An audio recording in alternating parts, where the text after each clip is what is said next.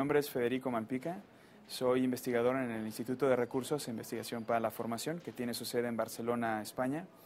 Yo soy mexicano, pero llevo 13 años viviendo por allá, y mi labor está relacionada con todo lo que es la calidad educativa y los procesos de innovación, y una herramienta muy interesante que se llama Scalae, que es una herramienta y protocolos para saber qué está haciendo en las aulas y poderlo mejorar continuamente.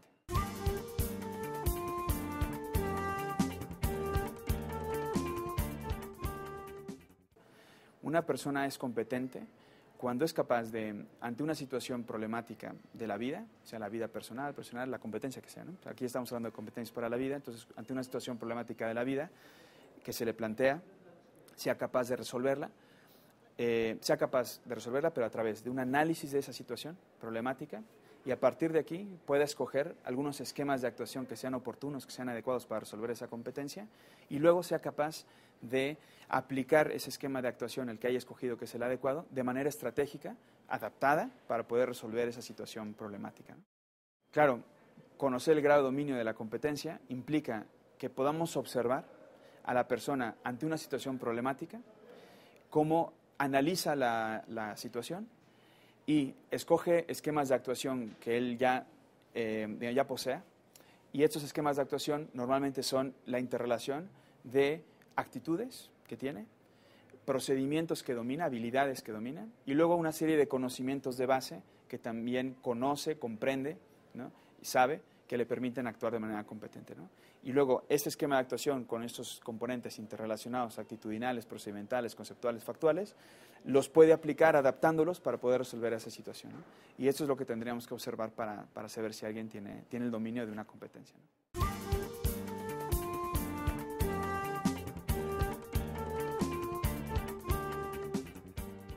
El objeto de evaluación de una enseñanza por competencias, yo diría que son dos.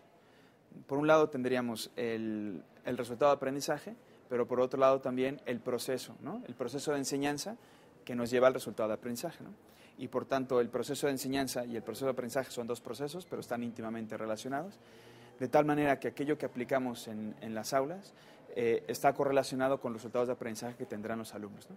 Por tanto, la formación de competencias y el objeto de evaluación de las competencias tendría que ser también la propia actuación docente por un lado, y luego también las actuaciones que estamos observando en los alumnos para determinar si ya están siendo competentes en la resolución de problemas para la vida, ¿no?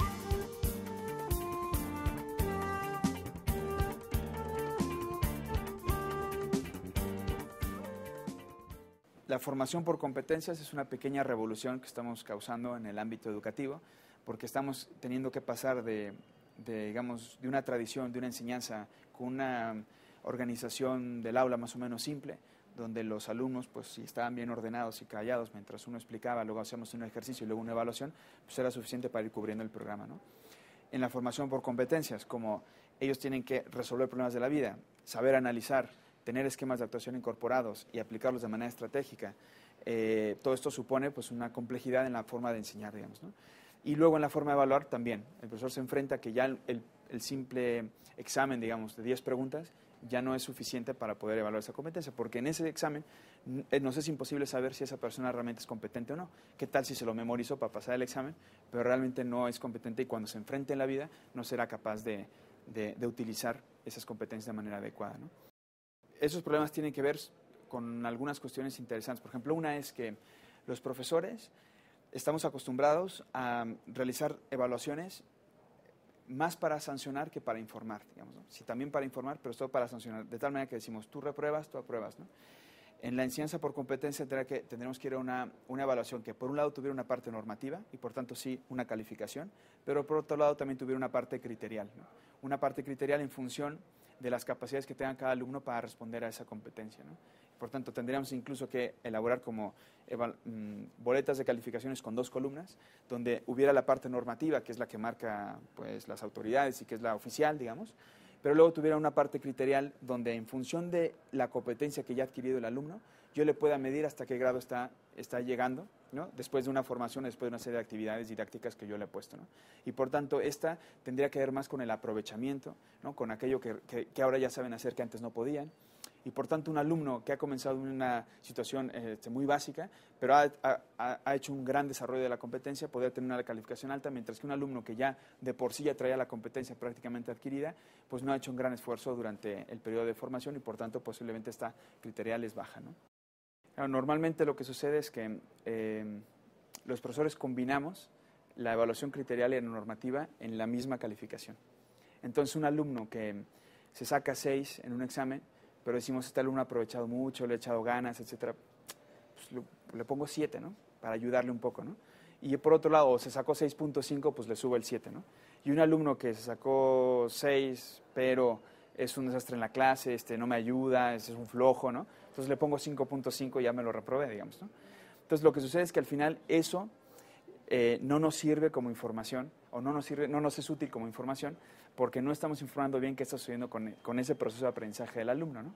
Porque en esa boleta de calificaciones, cuando el padre de familia lo ve, si él ve un 8, dice, ay, qué bien lo hiciste. Si ve un 6, dice, ay, puede ser que diga, ay, qué mal lo hiciste, ¿no? En cambio, no sabe que ese alumno se estuvo esforzando muchísimo para poder llegar ahí, ¿no? Porque la evaluación de competencia tiene que ver mucho con observar en aquello que somos competentes para hacer y en aquello que sabemos que estamos haciendo bien, que estamos haciendo de manera adecuada en función de lo que queríamos aprender, ¿no? Por tanto, separarlo en 2 columnas nos permite que si en un examen sacó 6, sacó 6. Pero además, yo tengo otra serie de herramientas de evaluación que me permiten ir observando cómo ese alumno va mejorando y poderle poner una calificación más criterial, donde al momento de verla, de observarla, tanto sus padres de familia como él mismo, y además el propio docente, también podrá ver que va mejorando, digamos, ¿no? Que le cuesta trabajo, por esa cosa hice en la prueba, pero en cambio ha hecho un gran salto y ha puesto gran esfuerzo y además está siendo cada vez más competente, ¿no? Entonces esto por un lado. Claro, la problemática tiene que ver con cómo definimos la evaluación, qué pretendemos de esa evaluación, solo para sancionar, la queremos para mejorar, la queremos para informar, ¿no? Esa sería una parte. Y la otra es que ningún profesor es capaz de enseñar por él mismo una competencia, porque hay un problema técnico, que es de tiempo. O sea, ningún profesor tiene el tiempo suficiente a sus alumnos para poderles enseñar una competencia. Es muy difícil.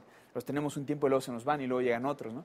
Entonces, para poder enseñar competencias, sobre todo aquellas que son, digamos, competencias para la vida, de carácter metadisciplinar, que incluyen muchos contenidos de carácter actitudinal, ¿no? Como por ejemplo el trabajo en equipo, la investigación, etcétera, necesitamos hacerlo de manera colectiva.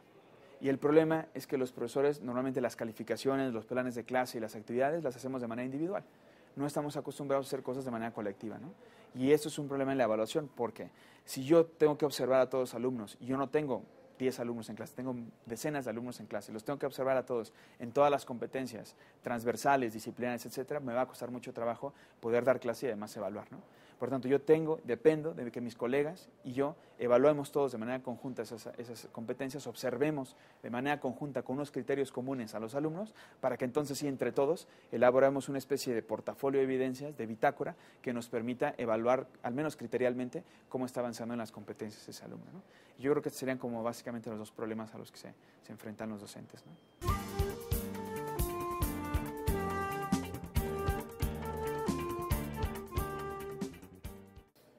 Número 1, necesitamos observar la capacidad de análisis que tienen los alumnos frente a una situación problemática.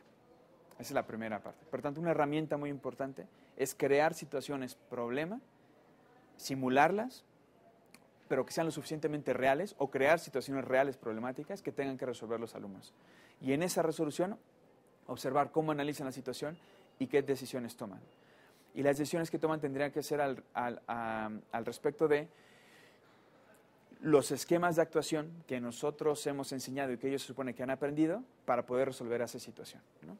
Entonces, por ejemplo, ante un problema de matemáticas concreto donde se necesita la multiplicación para resolverlo, el alumno tendría que analizar el problema. Eso sí, el problema tiene que ser complejo, porque si le damos un problema de matemáticas donde le preguntamos la única variable que falta, pues es muy fácil que él diga, pues es esto, ¿no? Y entonces no lo estaremos ayudando a analizar, ¿no?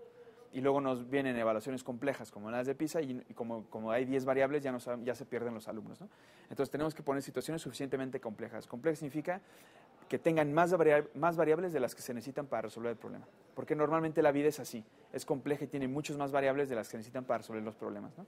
Por tanto, aquí estaríamos entrenando su capacidad de análisis. Esa sería la primera herramienta, ¿no? Luego, lo siguiente es que escojan esquemas de actuación. Como ya hemos dicho, los esquemas de actuación están compuestos básicamente de 4 tipos de contenidos. De carácter factual, que son todos los hechos y datos que se tienen que memorizar. Luego, de carácter conceptual, que son todos los conceptos y sistemas conceptuales que se tienen que comprender y construir y poder aplicar. Luego, los procedimientos, que son todas aquellas habilidades, todo el saber hacer, pasos para conseguir un objetivo en concreto, y eso se tienen que dominar, ¿no? A través de la práctica. Y por último, las actitudes, ¿no? Actitudes que pueden ser normas, valores, pero que expresados en comportamientos, donde la persona, a través de situaciones ejemplares, de situaciones problemáticas, de debate y posicionamiento, los ha incorporado en su escala de valores y actúa con comportamientos más o menos estables en consecuencia, ¿no? Y por tanto, cada uno de ellos forma parte de este esquema de actuación que utilizamos para poder resolver un problema, pero sucede que como se aprende de manera diferente, también se tienen que evaluar de manera diferenciada, ¿no? Por ejemplo, en este problema de matemáticas, ¿no? Los alumnos, si tenemos 4 alumnos, imagínense que tenemos 4 alumnos, cada alumno puede estar fallando en una de las diferentes partes de este esquema de actuación. Un alumno, por ejemplo, está fallando porque no se sabe las tablas de multiplicar. Como para el problema se necesita hacer una multiplicación, pero no sabe bien las tablas, falló. El otro alumno también falló, por tanto no es competente, pero en lo que falló es que al momento de analizar el problema definió que lo que se necesitaba era una suma y no vio que lo que necesitaba realmente era una multiplicación. Por tanto, posiblemente todavía no entendió el concepto de multiplicación y para qué se aplica, ¿no? Por tanto, falló en lo conceptual, ¿no? Otro alumno analizó bien el problema, se sabe bien las tablas, tiene claro el concepto, pero al momento de hacer el algoritmo de la multiplicación falla, o sea, se equivoca, ¿no? Por tanto, el procedimiento de la multiplicación lo tiene que practicar más, todavía no lo domina, ¿no? Y el otro se analiza bien el problema, digamos, se sabe bien las tablas, al derecho y al revés, el concepto de la multiplicación lo tiene muy bien, el algoritmo los puede hacer muy bien, pero es un poco displicente, flojo, como que no le llama la atención las matemáticas, ¿no? No tiene una actitud correcta. Como no tiene una actitud correcta, al final falla en cualquiera de las otras 3, ¿no? O no desarrolla el problema, o se inventa otras cosas, etcétera, ¿no? Por tanto, ninguno de los 4 es competente. Sin embargo, cada uno de ellos tiene un fallo en una parte del esquema de actuación diferente, ¿no? Por tanto, hay que atacar diferente. El primero, lo que tendremos que hacer es, tú necesitas practicar más la memorización, ejercitar la memorización de las tablas de multiplicar. El siguiente, habría que volverle a explicar el concepto, ponerle más ejemplos que pueda aplicar en más situaciones para que entienda cuál es el concepto de la multiplicación y para qué se utiliza. El tercero, lo que tendría que hacer es ejercitar más, practicar más el procedimiento del algoritmo de la multiplicación. Y el último, habría que hablar con él o convencerlo, o él convencerse, motivarlo, ponerle ejemplos de para qué lo va a utilizar en la vida, por qué es importante la multiplicación y resolver este tipo de problemática, ¿no? De tal manera que él fuera incorporando esa actitud correcta que se necesita para ser competente, ¿no? Por tanto, ahí ya tenemos varias herramientas para la evaluación de competencias en función del tipo de contenido que se necesite para esa competencia y esos esquemas de actuación. Y por último, tendríamos que observar que puedan utilizar de manera interrelacionada ese esquema de actuación con todos esos contenidos para resolver el problema y de manera estratégica, porque dependiendo del problema tendrían que poderlo adaptar, ¿no? Y por tanto tendríamos que utilizar muchas herramientas de evaluación que tengan que ver con la observación. La observación tendrá que ser observación inicial, observación durante el proceso que desarrollan la competencia y desarrollan esas situaciones problemáticas, y una evaluación final donde se le pone una situación problemática donde se supone que ya son competentes, y aquí él tendrá que hacer el esfuerzo de desarrollar desde el análisis, el esquema de actuación y después la aplicación estratégica de ese esquema, ¿no?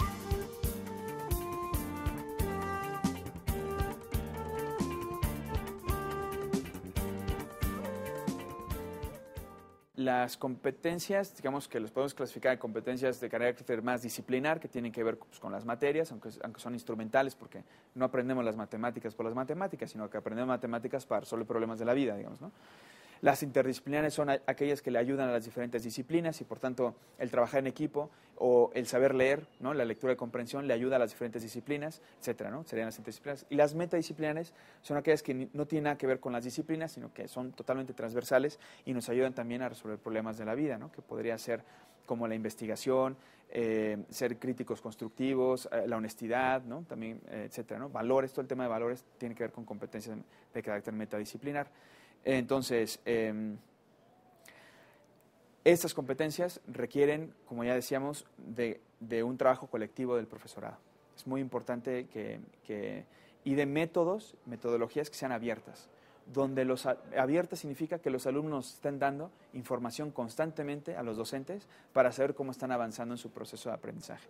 Entonces, la única manera de hacer eso es que los alumnos puedan, en estos métodos abiertos, puedan hacer algo, puedan hablar, puedan discutir entre ellos, puedan investigar, puedan colaborar, porque cada vez que ellos hacen algo nos dan información, podemos observar y nos dan información sobre hasta qué grado están desarrollando la competencia, ¿no?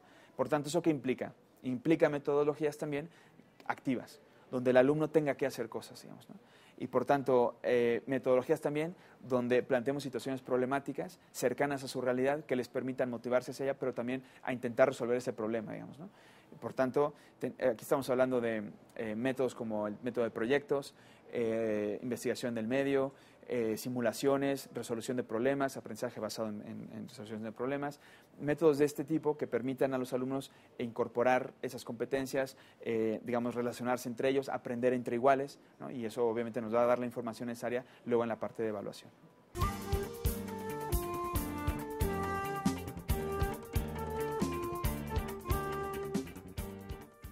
Un docente que hasta el momento su práctica habitual, aquello digamos que lleva en su mochila docente, que son sus herramientas didácticas, ¿no? Tienen que ver más con una enseñanza más magistral, instructiva, ¿no? Donde más o menos sus herramientas es comenzar un tema explicando, a partir de aquí hacer una serie de ejercicios y luego una evaluación, tendrá que dar un salto importante para poder evaluar por competencias, ¿no? Profesores que han incorporado ya en sus prácticas metodologías como las que estamos mencionando ahora, que son activas, que incorporan que los alumnos también se puedan poner de pie, puedan hablar, puedan participar, puedan moverse. Profesores que han incorporado ya en sus prácticas una organización compleja del aula, les costará menos, ¿no? Por tanto, un poco iría por ahí. O sea, lo que necesita el profesor es incorporar, es decir, también él necesita desarrollar competencias docentes para poder observar claramente cuál es ese desarrollo de la competencia en cada uno de los alumnos, ¿no? Por tanto, necesitan ser buenos observadores de sus alumnos, necesitan ser buenos escuchas de sus alumnos. Y por tanto necesitan que ellos participen, que ellos se activen y para que entonces les dejemos ese campo donde nosotros podamos hacer la observación, digamos como una especie de observación de una investigación etnográfica donde estamos trabajando con ellos, pero al mismo tiempo los estamos observando, ¿no? Y toda esa serie de competencias docentes las tienen que ir incorporando todos aquellos que nos dedicamos a la enseñanza, sobre todo si queremos que sea esa enseñanza por competencias y ese aprendizaje para la vida, ¿no?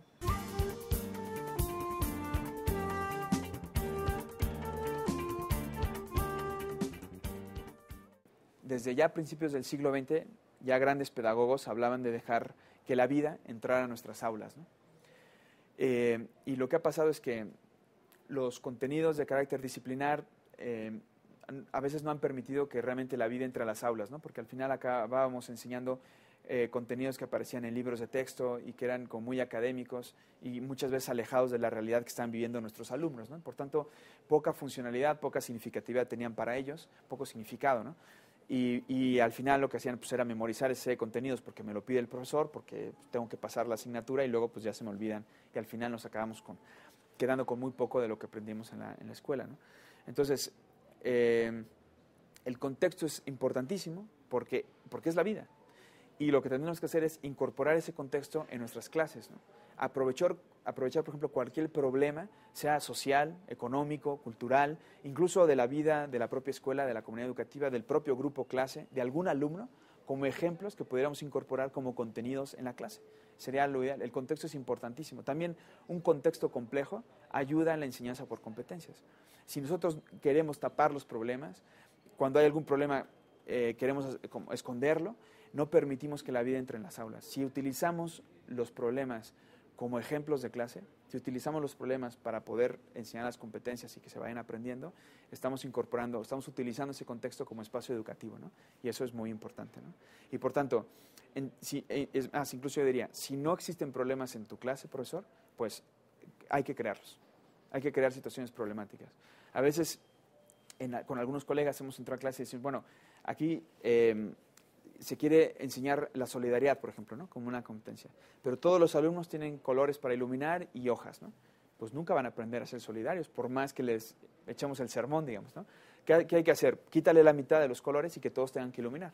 Y entonces, en ese momento, cuando tengan esa situación problemática, cuando se tengan que prestar los colores, tengan que hacer turnos, tengan que ver de qué manera se organizan, en ese momento empezarán a aprender lo que es la solidaridad, ¿no? Entonces, hay que crear esas situaciones en las clases, en la comunidad educativa, en el propio espacio de la escuela, para que todo eso lo podamos ir incorporando a ese contexto complejo y problemático, nos ayude precisamente en la propia enseñanza de las competencias.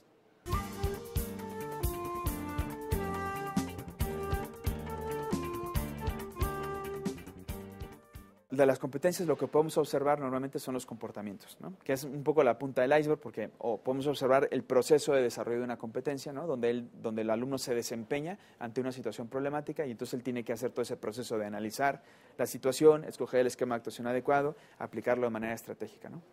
Y por tanto nosotros lo que podemos observar es ese proceso de desarrollo de la competencia en una situación concreta y por tanto, ¿qué necesitamos? Muchas situaciones donde podamos observar esto, ¿no? De hecho, según qué niveles, no solamente es el profesor el que lo tendría que observar, sino los conjuntos de profesores, pero también los propios alumnos.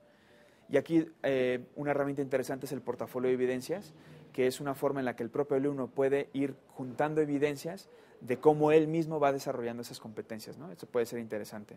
Otro es el contrato didáctico, ¿no? Donde el profesor y alumno hacen una especie de acuerdo de aquello que él va a desarrollar, de aquellos problemas que él va a solucionar en función de una serie de contenidos que le estamos dando, tanto de carácter factual, conceptual, procedimental y actitudinal. Y entonces él los tiene que aplicar a unas situaciones problemáticas y entonces les ponemos grados, ¿no? Y cada uno le hacemos un acuerdo en función del grado de desarrollo de competencias que está desarrollando, ¿no? Pero entonces nosotros hacemos ese contrato, él actúa y el profesor tiene capacidad entonces de observar, ¿no? Si no organizamos socialmente el aula, es muy difícil observar competencias, porque entonces si le ponemos el mismo ejercicio a todos y cada uno lo tiene que hacer de manera individual, tendríamos que ir pasando uno por uno y eso es difícil, ¿no?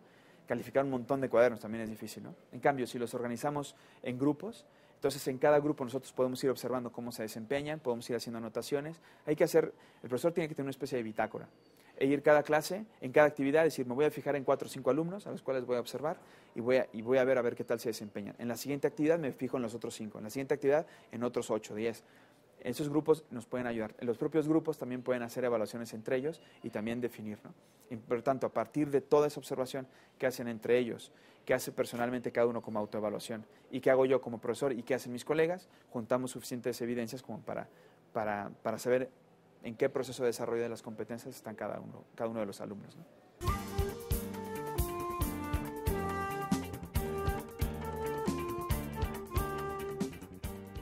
Esto es importantísimo, porque como ya decíamos, un profesor no los tiene el tiempo suficiente. Diríamos que la escuela tampoco los tiene el tiempo suficiente como para enseñar competencias, sobre todo las de carácter metadisciplinar, ¿no?